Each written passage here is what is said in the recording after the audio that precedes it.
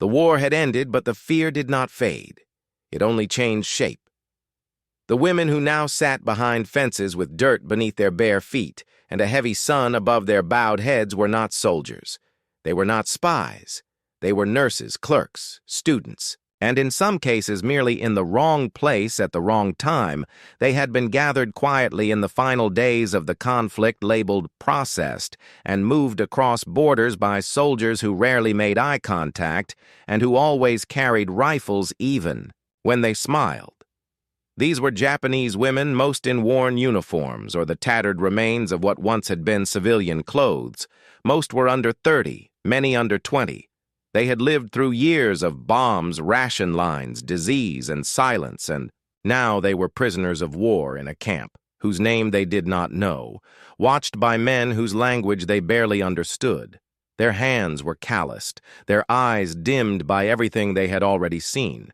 But still they moved in small groups, helping one another, folding blankets, fixing hair, whispering small jokes, when the guards were not close enough to hear. Among them was a woman named Yuki, who had once studied literature in Osaka and who now spent her days counting how many steps it took to walk from one end of the compound to the other and back again. It was 72 if she walked slowly, 61. If she moved fast, sometimes she imagined she was walking through her old neighborhood, past the corner store, past the tea shop where her mother used to buy pastries, past the bookstore, where she had first read Western novels in secret when her father was not looking. Yuki did not speak English beyond a few phrases, but she listened well. She had always listened well. It was what made her a good student, and now it was what kept her alert and alive, and that was how she heard it late one afternoon near the gate. Two guards speaking loudly, one of them holding a crumpled piece of paper, the other laughing with a sharp sound. "That cut through the air like a knife. They're going to R us," he said. And the letters seemed to float above the dust above the fence, above the terrified silence that followed. Yuki turned to the woman beside her, whose name was Hana, and repeated the words quietly, as if saying them softer might make them less dangerous. But it did not. Hana's face went pale, and her mouth pressed into a hard line, and she whispered back to the others until the phrase had traveled like smoke across the camp, reaching every ear and settling into every stomach like ice. They did not know what the letters meant, but they knew what they feared. And the letter R was not just a letter to them. It was a threat. It was a wound reopening. It was something they could not face again. That night, the camp was quiet, too quiet. The usual coughing, the murmured dreams, the restless shuffling of tired bodies had all vanished, replaced by a stillness that felt like waiting. Even the guards noticed it, though they said nothing. Perhaps grateful for the silence. Perhaps uneasy with it. Yuki lay awake, staring at the ceiling of the barracks, tracing cracks in the wood with her eyes, her hands gripping the edge of her blanket, her heart beating faster every time she heard boots on gravel outside. She thought of her sister who had died in the firebombing of Tokyo. She thought of her teacher who had vanished one night during the occupation. She thought of every warning, every story, every whispered name that girls learned to fear when they were still too young to understand why they were told never to walk alone, never to speak too loudly, never to look a man in the eyes if they were not family. Yuki had never broken those rules, but they had not saved her, and now there were no more rules to follow, only silence and hope and the soft sound of someone weeping in the dark. The next morning the women moved slowly. They did not look at the guards. They did not speak during roll call. They held their heads low, not in submission, but in dread, waiting for the moment when the men would come with ropes or with batons or with nothing at all, because some violence came with hands only and needed no tools, only silence and the certainty that no one would stop it. The guards themselves seemed confused. Some of them joked less, some looked away more. One of them, a younger soldier with a clean face and tired eyes, glanced at the women with something almost like guilt, but said nothing. Yuki saw it and wondered.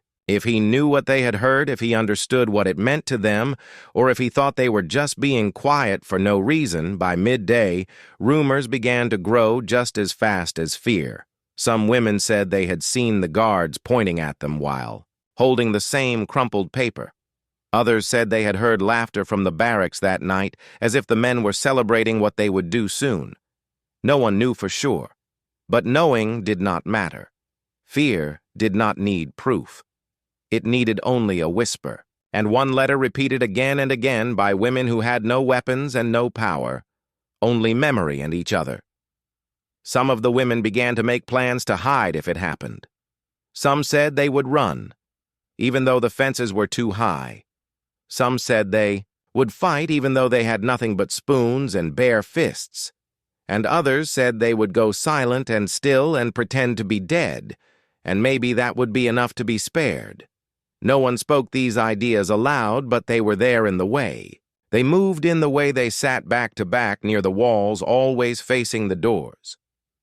When night fell again, the air in the compound felt thick, the sky too low, the stars too far away.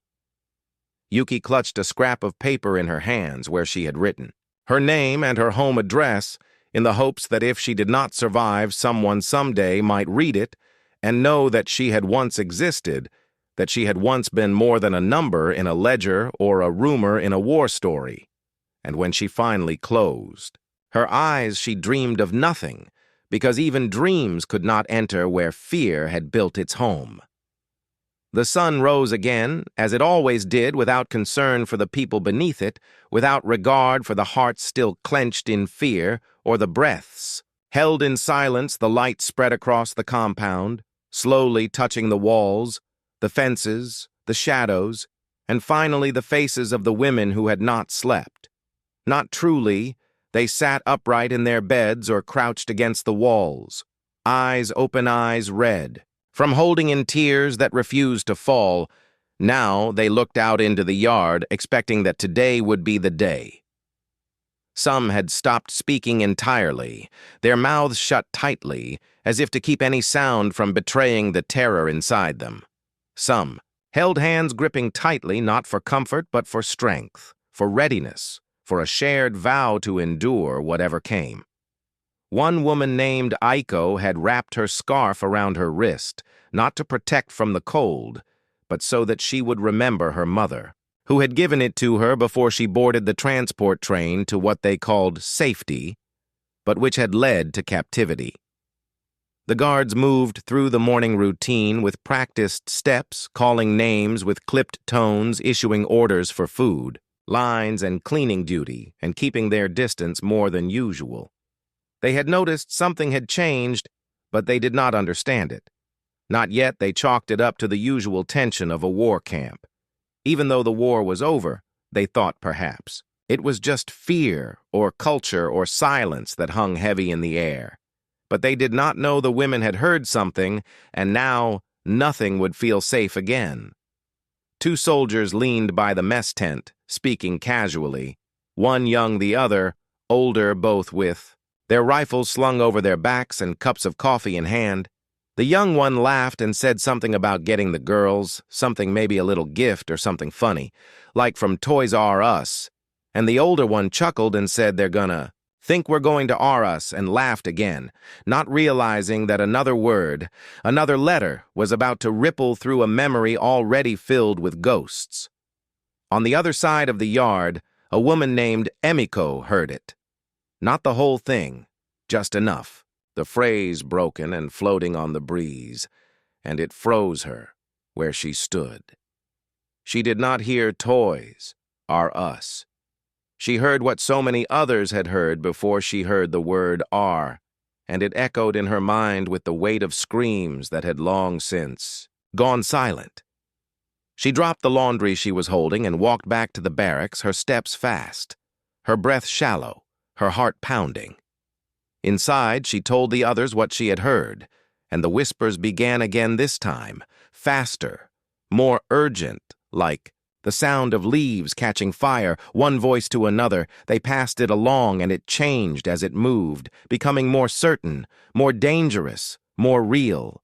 They said the men had been planning this, that the delay was part of the cruelty that they were, pretending to be kind so that it would hurt more when the kindness disappeared.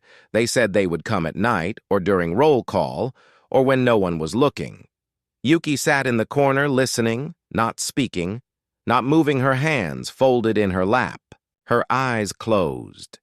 She was remembering the stories she had heard before the war from women who never spoke in public, who never looked up when men walked past, who never said why they limped or why they flinched or why they cried during certain holidays. Now she wondered if those women had once been like her, full of hope and memory, and then suddenly only full of silence. The translator named David was walking past the gate when he noticed a strange stillness in the yard. The women were not standing. In line, not speaking, not even eating the food they had been given. He stopped and watched for a moment, then stepped inside the fence. He approached a group of women sitting together and asked in slow Japanese if something was wrong. At first, no. One answered, and then finally a woman looked up and asked quietly, "Are they going to hurt us?" David blinked and asked her to explain, and what he heard made his blood run cold. He asked again what they had heard, and she told him the phrase, the word, the sound that had sent panic through every corner of the compound, and he understood immediately. The misunderstanding, the fear, the weight of those letters. He tried to explain to her that Toys R Us was a store, that it was a joke, that no one meant harm, that no one was going to do anything to them. But the woman only nodded slowly as if she wanted to believe but could not. He ran to the office and told the commanding officer, who listened in silence and then swore under his breath and called the guards together to explain what had happened. Some of them laughed at first until they saw the look on the translator's face, and then they fell quiet, and one of them sat down hard on a bench as if the shame had knocked the strength out of him. "We have to fix this," someone said, and another agreed. "But no one knew how you do not fix fear. With words, not when the words are what cause the fear, so they decided to show kindness, not speak it. They pooled their money, placed a call to a nearby depot, and ordered something strange, something that might seem silly, but they hoped might break through the wall that now stood between them and the women they were supposed to protect. While they waited for the delivery, the women continued to prepare. They hid letters in their shoes and tied keepsakes into the lining of their dresses. They memorized each other's names in case some of them did not survive, and someone needed to tell their stories. Yuki gave Emiko a scrap of paper from her old notebook and told her to write down her brother's address in case she never saw him again, and Emiko wrote slowly, her hands shaking. Not because she was afraid to write, but because she was afraid it might be the last time. The translator returned the next day and tried to reassure them again, but the words could not enter the space where fear had already built a fortress. He told them they would see something soon, and that it would explain what had happened, but no one really understood what he meant. And so they waited again, and this time they waited for something unknown, but less terrifying than the thing they had imagined. The sun began to rise once more, and this time its light brought with it something strange and soft and unexpected. But that would be in the next day, and for now, the women remained curled around their fears, and the guards stood behind their guilt, and the silence between them thickened until it was almost unbearable. The sky was heavy that morning, filled with clouds that looked like they had soaked up every breath of worry from the people below the women, stood in small clusters, silent, their faces drawn thin with dread, their bodies tense, as if waiting for a blow that had been promised but not delivered the day before, had passed with nothing more than whispers and wandering stares. But that absence did not comfort them. It only deepened the suspicion that something worse was coming. In the far corner of the compound, Yuki watched the guards move back and forth across the open yard, their footsteps too casual for her to trust one of them, glanced her way, and she looked down quickly, her mind still repeating the same phrase over and over like a chant. "They are going to R us. They are going to R us." She did not even fully understand the word or where it had come from, only that the way it was. Spoken had chilled her in a way nothing else had since the day her city had burned. The other women had begun to speak in shorter sentences, each word chosen carefully as if even language had become dangerous. They asked what time it was, what had been said, what was that noise. They checked the fences, the shadows, the guards, the sky. They measured their movements, counted the guards' faces tracked, who smiled and who did not, who looked at them with something human, and who looked at them with something else. Aiko sat with her knees drawn to her chest, her scarf clutched in both hands. She did not speak at all anymore, only nodded or shook her head, and the others let her be knowing that silence was not weakness, but a different form of endurance, one that had carried many of them through things they would never speak of. Not even now, not even if this was the end. The guards tried to return to normal, but it was impossible once the translator had told them what the women had heard, what they believed, what they expected. The lightness had gone from their voices. Even the jokes died, quickly replaced by awkward pauses and sidelong glances. One young guard who had made the original joke stood by the fence each morning, now silent, his eyes fixed on the dirt, as if he could bury his shame in it and no one would notice. Inside the command post, the boxes had arrived.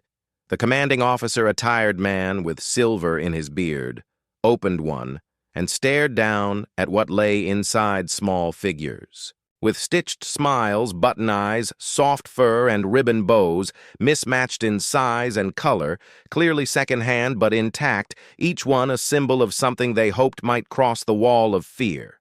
Something gentle, something human. The translator carried one of the bears to the women first. Not all of them, just a few in the group. He approached slowly, holding it out like a peace flag.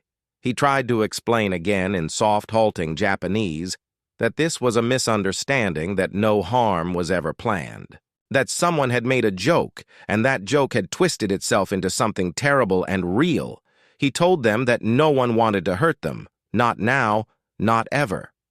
The women looked at him, then at the bear, some with confusion, some with suspicion, and some with tears. Yuki stepped forward, slowly, reached out and took the bear in her hands. It was smaller than she expected, soft, like something from before the war. She turned it over, touched the bow around its neck, and something deep in her chest shifted. Just slightly, not enough to undo the fear, but enough to let in the first breath that did not taste like panic. The translator bowed and left the rest of the bears in a box near the mess hall and backed away. The guards stayed at a distance. Eyes. Low voices hushed, and one by one the women approached the box as if it might explode and lifted out the bears, some holding them with shaking fingers, others clutching them tightly as if they had always been theirs.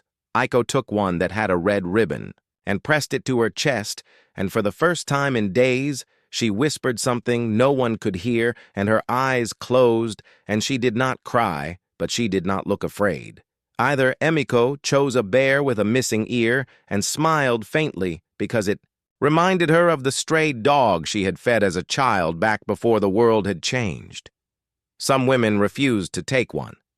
Some stared at them as if unsure if they were being mocked, but even they could feel that something had changed. Not erased, not healed, but changed.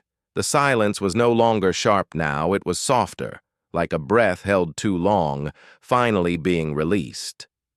The guards returned to their routines, still quieter than before, still unsure how to move forward, but no longer carrying the weight of being seen as monsters. The translator stayed close, answering questions, helping bridge the space that still existed between two languages, between two wounds, between two groups of people who had never chosen to be here, but were here all the same. That night the barracks were not silent. Some of the women spoke softly to each other about the bears, about the men, about the fear that still lingered but no longer ruled their every thought. Yuki lay with the bear beside her, not holding it, but close enough that her hand brushed against its fur as she drifted into a dream that for once did not begin with running. Outside, the stars were hidden behind clouds, and the fences still stood tall. But inside, something had shifted, not dramatically, not suddenly, but honestly. And sometimes that was the only kind of change that could last. The morning light crept slowly over the camp, casting long shadows that stretched across the dirt and tangled fences. The women gathered quietly near the mess hall where the boxes of teddy bears had been placed. The sight of those soft creatures seemed almost surreal. After so many days of fear and uncertainty, their eyes flickered between the guards and the bears. Their fingers hesitated before touching, the fuzzy fur as if it might dissolve like a dream upon contact. The guards themselves stood apart, watching the women with a new kind of silence, one that was uneasy but hopeful, one that bore the weight of regret and the desire to make amends, but words were difficult, and actions had to speak louder, so they kept their distance but remained visible. The translator moved among the groups, offering soft words, encouragement, and gentle explanations, trying to bridge the gap between two worlds that had collided violently and without warning. Among the women, Hannah was the first to break the silence. She picked up a bear with a crooked smile and held it tightly against her chest, her eyes shining with tears. She said nothing, but her whole body spoke volumes. She nodded toward the guards as if to say that maybe they were not the monsters she had feared, that perhaps kindness could exist, even here in the midst of captivity and broken lives. Yuki watched her friend and felt a strange warmth spreading through her chest. She reached into the box and took a bear that had patches sewn on its arm as if it had been loved and repaired many times, before she smiled softly for the first time in weeks and hugged the bear close. The feeling was unfamiliar but welcome. Like a light flickering in a dark room, she whispered a word of thanks in her own language, hoping that somehow it would be understood. The women began to talk more that day about small things, about memories of home, about food and festivals, about children they had never seen but dreamed of. They shared stories of favorite book songs. The guards took notice of the change, too. They found themselves smiling more and speaking softer. Their interactions with the women grew less tense, more human, and one young soldier named Kenji even brought out a guitar he had hidden away and strummed quietly as the sun dipped low in the sky, filling the compound with notes that floated over fences and into hearts that had been silent for too long. At night, the women placed the bears beside their beds. Some dressed them in scraps of fabric made from old clothes, others simply held them as if they were shields against the nightmares that still came, but came less often. The feeling of safety was not complete, but it was growing slowly, like a seed, pushing through hardened soil, and even in the darkest hours, that small light mattered more than anything. The translator continued to act as a bridge, learning the names of the women, sharing bits of news from the outside world, and explaining things the guards wanted to say but could not. He became a trusted figure to both sides, someone who reminded them that behind every uniform, every label was a person with fears, hopes, and stories waiting to be told. Days turned into weeks, and the compound began to feel less like a prison and more like a place where healing might begin, even if only in small, uncertain ways. The bears remained a constant presence, softening the harsh edges of the barbed wire and shifting the atmosphere from one of dread to one of cautious possibility. The women began to dream again, not just of escape, but of living and loving and finding peace. Yuki often thought of her sister in those moments, and of the life that might have been if the war had never taken everything away. She held the bear tight and vowed silently that she would tell her story someday, that she would carry the memory of this time with all its fear and its tenderness, and that she would never forget how something as simple as a teddy bear had helped bring a measure of hope to the darkest chapter of her life. The guards, too, were changed by the experience, their roles no longer just captors, but participants in a fragile dance of trust and respect. They learned to see the women not as enemies or prisoners, but as human, beings each with their own history and pain, and for the first time in a long time, they felt a flicker of something close to regret and determination to do better. As the days passed, the whispers of fear quieted, replaced by conversations about what might come next, how to rebuild what had been broken, and how to remember those who were lost. The bears became symbols of that memory, reminders that kindness could survive even in the bleakest places, and that sometimes forgiveness began with the smallest of gestures. The compound remained fenced in and guarded, but inside the fences the atmosphere was lighter, more hopeful. The women moved with a bit more freedom, their eyes brighter, their steps less hesitant, and though no one could say what, the future held there was a shared understanding that they had survived not just because of endurance, but because of unexpected kindness and the fragile bonds it had created. The days grew longer and the seasons shifted slowly, but surely the women in the camp found themselves caught between the past and the uncertain future.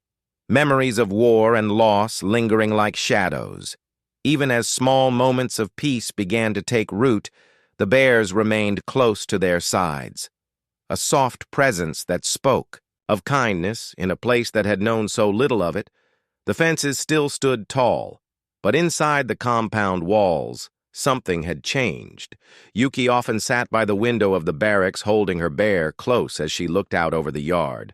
The sunlight warmed her face, and she thought of her family and the life she had left behind. The war had taken so much from her, but it had not taken her spirit. She was determined to survive, to carry the stories of those who could not, to remember the fear and the tenderness and to find meaning in the space between them. The other women shared similar thoughts. Many wrote letters that they hoped would one day reach loved ones or kept journals in the quiet moments recording names, faces, events that might otherwise be forgotten. They found strength in their shared experiences, in the way they had leaned on each other through the darkest days, and in the unexpected kindness that had come in the form of a simple teddy bear. The guards continued their watch, but with a new sense of respect and understanding. The moments of tension grew fewer as the barriers of fear and misunderstanding slowly chipped away.